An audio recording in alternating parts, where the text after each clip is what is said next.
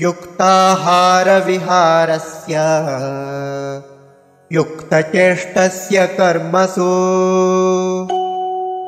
युक्तस्वप्नावबोधस्य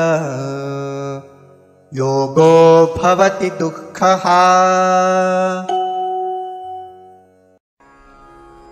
युक्त आहार विहारस्य युक्त चेष्टस्य कर्मसु युक्त स्वप्न अवबोधस्य योगः भवति दुःखः। युक्ताहारविहारस्य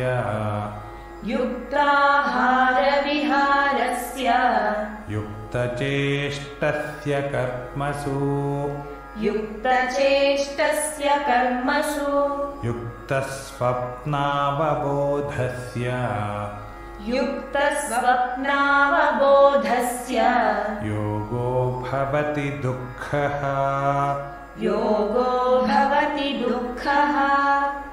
युक्ताहारविहारस्य युक्तचेष्टस्य कर्मसु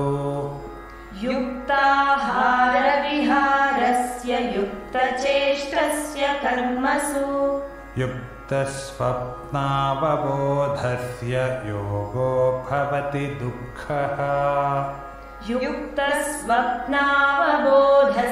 योगो भवति दुःखः।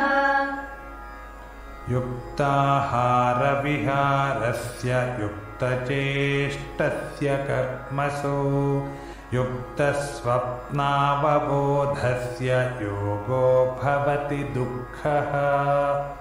युक्ताहारविहारस्य युक्तचेष्टस्य कर्मसु युक्तस्वप्नावबोधस्य योगो भवति दुःखः।